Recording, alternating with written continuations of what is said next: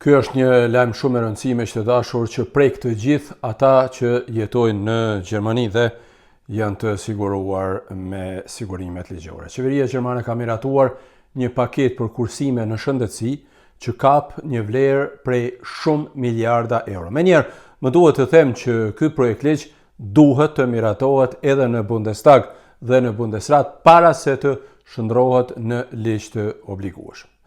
Qëllimi kryesor i kësaj pakete është që kontributet për sigurime të mbeten në nivelin prej 14,6%. Por kjo nuk do të thotë se nuk do të ketë ndryshime dhe për fat të keq edhe shtrenjtime për pacientët, sepse paketa parashikon kursime në vlerë prej rreth 16,3 miliard euro vetëm vitin e ardhshëm.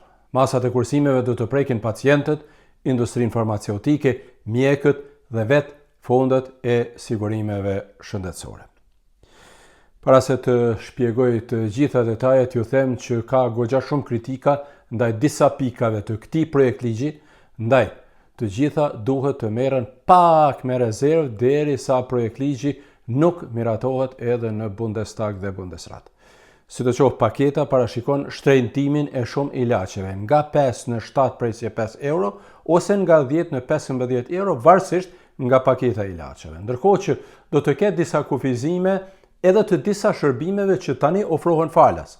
Për shembull, ata me sigurim shëndetësor ligjor apo, siç thuhet në gjermanisht, Gesetzliche Krankenversicherung të moshës 35 vjeç e më shumë, që aktualisht kanë të drejtën e kontrollit për kancerin e lëkurës çdo 2 vjet, kjo do të hiqet në të ardhmen, me shpjegimin se nuk ka prova që këto kontrolle e zvoglojnë vërtet rrezikun e sëmundjeve të kancerit të lëkurës.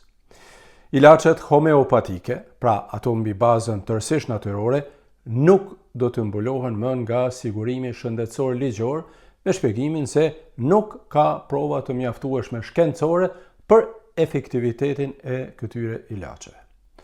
Për disa ndërhyrje kirurgjikale, si për shembull ato ortopedike, do të kërkohet edhe një mendim i dytë mjekësor i obligueshëm në të ardhmen, me qëllim që të zvoglohet numri i ndërhyrjeve të panevojshme kirurgjikale, siç thuhet në projekt ligj.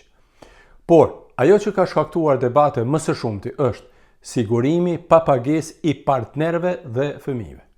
Kështu, sigurimi tërësisht pa pagesë shtesë do të jetë për fëmijët nën 7 vjet, ndërsa për familjarët e tjerë do të paguhen kontribute varësisht nga të ardhurat e sa do të jenë ato sakt, më së miri do ta dim kur të na vinë faturat e rrogave apo letrat nga sigurimet.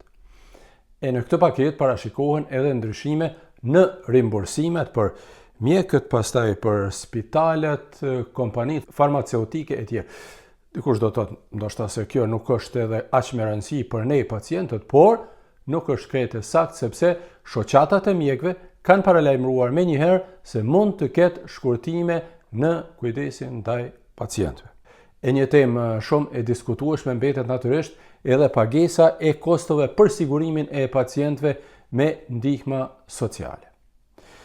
Qeveria është e mendimit se këtu duhet të ketë edhe një fond tjetër për financim, përveç financimeve nga parat e buxhetit të shëndetit, sepse ju e dini që këta persona marrin kujdes shëndetësor pa pagesë. E një risi tjetër me rëndësi në veçanti për ata që duan shumë pijet e ëmbla është edhe futja e taksave për pijet me sheqer nga viti 2028.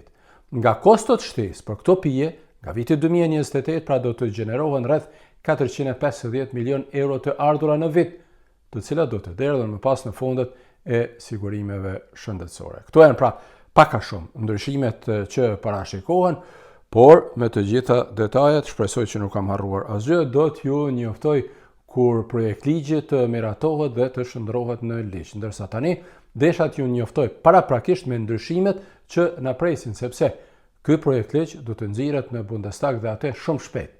Pra, kur të miratohet, unë me siguri që do ta shpjegoj edhe një herë. Faleminderit që jeni me mua dhe mos harroni të abonoheni në kanalet e mia dhe ta shpërndani edhe këtë video, me siguri që ka edhe njerëz tjerë që janë të interesuar për këto informacione. Miropafshim.